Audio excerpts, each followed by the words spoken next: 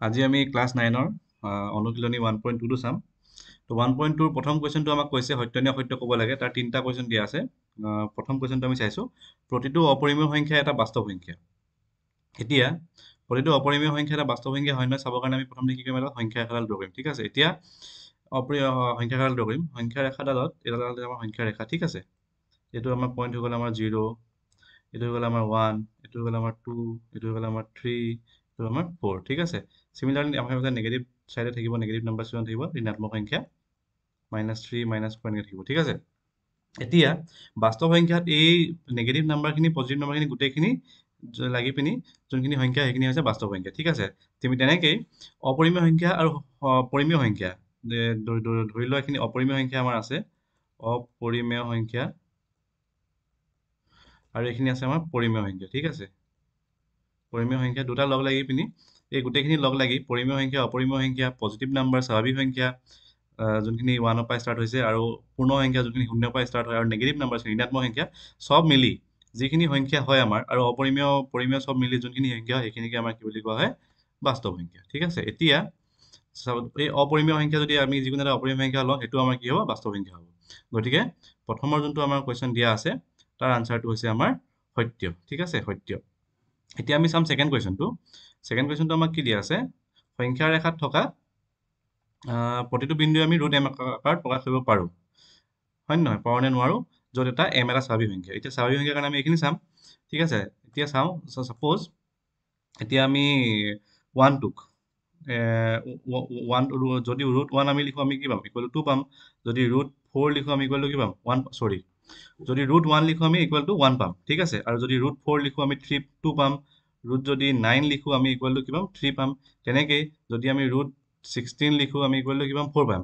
এই যোনটো 16 আছে আৰু 1 আছে, 4 আছে, 9 আছে, এইখিনি গোটেইখিনি কি হয়, এটা স্বাভাৱিক সংখ্যা। কাৰণ স্বাভাৱিক সংখ্যা আমাৰ কিহৰ পৰা ষ্টাৰ্ট হয়, 1ৰ পৰা ষ্টাৰ্ট হয়, আৰু ধনাত্মক চাইডে আমাৰ বাঢ়ি বাঢ়ি গৈ থাকে, হয় নহয়। গতিকে গোটেইখিনি কি হৈছে, আমাৰ স্বাভাৱিক সংখ্যা। গতিকে আমি সংখ্যা ৰেখাত থকা প্ৰতিটো বিন্দু এইখিনিক আমি সোঁহাতৰ যোনখিনি সংখ্যা আছে এইখিনিক আমি ৰুট এম আৰ্হিত প্ৰকাশ কৰিব পাৰোঁ। কিন্তু যোনখিনি নেগেটিভ চাইডে আছে, যেনেকৈ -1টোক আমি ৰুট আকাৰত প্ৰকাশ কৰিব নোৱাৰোঁ। যদি √-1 কৰা হয়, এটা ইমাজিনেৰী নাম্বাৰ পোৱা যায়। যদি √2, যদি √4 যেনিবা কৰিছোঁ আমি, -√4 2i পোৱা যায়। ঠিক আছে, আইখিনি হৈছে ইমাজিনেৰী নাম্বাৰছ। এইখিনি তোমালোকে যেতিয়া হায়াৰ ষ্টাডিজ কৰিবা তাত পাবা। গতিকে কি হ'ব, আমাৰ এই নেগেটিভ চাইডৰখিনিক আমি ৰুট এম আৰ্হিত প্ৰকাশ কৰিব নোৱাৰোঁ। ঠিক আছে, য'ত এম স্বাভাৱিক সংখ্যা, কাৰণ -1টো স্বাভাৱিক সংখ্যা হয় জানো, নহয়। -4 স্বাভাৱিক সংখ্যা জানো, নহয়। গতিকে এই চাইডৰ যোনখিনি সংখ্যা সেইখিনিক আমি ৰুট এম আৰ্হিত প্ৰকাশ কৰিব নোৱাৰোঁ, য'ত এম স্বাভাৱিক সংখ্যা। ঠিক আছে, গতিকে কি হ'ব, এইটো আমাৰ অসত্য হ'ব। ঠিক আছে, এই ছেকেণ্ড কুৱেশ্যনটো আমাৰ কি হ'ব, অসত্য হ'ব এইটো। ঠিক আছে, 3 নম্বৰ কুৱেশ্যনটো আমাক কি সুধিছে, এতিয়া 3 নম্বৰ কুৱেশ্যনটো চাওঁ আমি। 3 নম্বৰ কুৱেশ্যনটো আমাক সুধিছে যে প্ৰতিটো বাস্তৱ সংখ্যা এটা পৰিমেয় সংখ্যা হয় নহয়। এতিয়া আমি কি কৰিছিলোঁ চাবা দেই, এতিয়া লগত আমি যে চাইছিলোঁ যে পৰিমেয় সংখ্যা আৰু অপৰিমেয় সংখ্যা গোটেইখিনি মিলি কি হয়, আমাৰ বাস্তৱ সংখ্যা, হয় নহয়। এতিয়া আমি এইখিনি কেনেকৈ লিখিছিলোঁ, এতিয়া ছাপ'জ ইয়াত এটা আমাৰ পৰিমেয় সংখ্যা আছে, ৰ'বা এক ছেকেণ্ড, ইয়াত এটা আমাৰ পৰিমেয় সংখ্যা, এইখিনি আমাৰ এইখিনি পৰিমেয় সংখ্যা। ঠিক আছে, আৰু এইখিনি হৈছে আমাৰ অপৰিমেয় সংখ্যা। এই পৰিমেয় সংখ্যা অপৰিমেয় সংখ্যাখিনি লগ লাগি আমাৰ কি পাইছিলোঁ, আমি এইখিনি বাস্তৱ সংখ্যা, হয় নহয়। এতিয়া বাস্তৱ সংখ্যাখিনি কি হয়, তোমাৰ প্ৰতিটো বাস্তৱ সংখ্যা। এতিয়া ধৰি লোৱা এটা পৰিমেয় সংখ্যা আছে আমাৰ 1টো পৰিমেয় সংখ্যা, ই বাস্তৱ সংখ্যা হয় নহয়, হয়, কিন্তু ই অপৰিমেয় সংখ্যা হয় নহয়, কাৰণ পৰিমেয় সংখ্যা হয়। গতিকে এইটো আমাৰ কি হ'ব, আমাৰ প্ৰত্যেকটো যেনেকৈ 1টোৱে চোৱা, যদি 2টো চোৱা, 2টো আমাৰ এটা পৰিমেয় সংখ্যা, কিন্তু ই বাস্তৱ সংখ্যা হয়। গতিকে প্ৰত্যেকটো বাস্তৱ সংখ্যা কি হয়, আমাৰ অপৰিমেয় সংখ্যা নহ'বও পাৰে। সেইটো কাৰণে কি হ'ল, আমাৰ এইটো অসত্য। এতিয়া 2 নম্বৰ কুৱেশ্যনটো আমি চাম। 3 নম্বৰটো চালোঁ আমি, এটা 2 নম্বৰ এটা কুৱেশ্যন নম্বৰ 2টো চাওঁ। 2টোত কি আছে, সকলো ধনাত্মক সংখ্যাৰ বৰ্গমূল অপৰিমেয় হয়নে, ধনাত্মক অখণ্ড সংখ্যাৰ বৰ্গমূল। এতিয়া ছাপ'জ মই ধনাত্মক অখণ্ড সংখ্যা এটা লৈ ল'লোঁ। ঠিক আছে, যদি নহয় তেনেহ'লে এটা উদাহৰণ দিয়া, যদি নহয় তেনেহ'লে এটা উদাহৰণ দিয়া, আৰু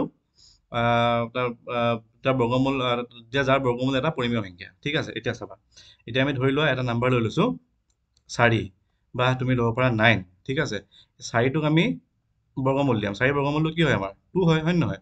2টো কি হয়, আমাৰ পৰিমেয় সংখ্যা, হয় নহয়, পৰিমেয় সংখ্যা হয়। গতিকে কি হয়, 4টো এটা ধনাত্মক সংখ্যা, আৰু ইয়াৰ বৰ্গমূল দিছোঁ আমি, বৰ্গমূলটো কি পাইছোঁ, 2। 2টো কি হয়, এটা পৰিমেয় সংখ্যা। ঠিক আছে, গতিকে ধনাত্মক অখণ্ড সংখ্যা, এইটো এটা ধনাত্মক সংখ্যা। এই ধনাত্মক সংখ্যা অখণ্ড সংখ্যা বৰ্গমূলটো পৰিমেয়, অপৰিমেয় নহয়, নহ'বও পাৰে।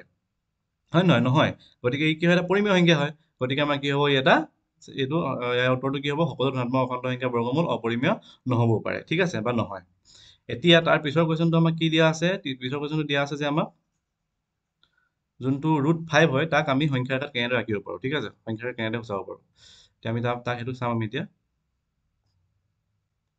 √5 কাৰণে এতিয়া আমি সংখ্যা ৰেখা ড্ৰ কৰিম তাৰ কাৰণে তেতিয়া আমাৰ সংখ্যা ৰেখা ধৰি লোৱা এইটো হৈ গ'ল আমাৰ 0 এইটো হৈ গ'ল আমাৰ 1 এইটো হৈ গ'ল আমাৰ 2 এইটো হৈ গ'ল আমাৰ 3 ঠিক আছে এতিয়া √5টো আমাৰ হয় নহয় আমি চাবৰ কাৰণে আমি কি কৰিম ইয়াৰ পৰা অ' পৰা কালাৰটো চেঞ্জ কৰি লৈছোঁ এক ছেকেণ্ড এইটো শূন্য হয় এইটো শূন্যটো যেনিবা আমি এটা পইণ্টটো মানি লৈছোঁ অ' এইটো ঠিক আছে শূন্যৰ পৰা 2লৈকে এডাল আমি লাইন ড্ৰ কৰিম এডাল যেনিবা পইণ্টটো হৈ গ'ল আমাৰ এ এইটো আমাৰ পইণ্ট হৈ গ'ল এ ইয়াৰ পৰা ওপৰলৈকে এডাল 1 ইউনিট মানে 1 এইটো ইয়াৰ ডিষ্টেঞ্চটো 1 ডিষ্টেঞ্চত আমি ড্ৰ কৰিম এডাল লাইন আৰু এইডাল আমি কানেক্ট কৰি দিম ঠিক আছে এই পইণ্টটোক আমাৰ দি দিম নাম হৈছে বি ঠিক আছে এতিয়া এই ওপৰত হৈ গ'ল অ' বি তলত এডাল অ' এ এডাল তলত হৈছে অ' এ আৰু এডাল এ বি এতিয়া আমি পাইথাগোৰাছৰ সূত্ৰটো আগতে পঢ়িছোঁ পাইথাগোৰাছৰ সূত্ৰত এতিয়া কি হয় এটা ৰাইট এংগল ট্ৰাইংগল এইটো এটা ধৰি লোৱা আমাৰ এইটোৱে হয় যেনিবা অ' এইটো বি আৰু এইটো হৈ গ'ল আমাৰ এ ঠিক আছে তলৰ ডালৰ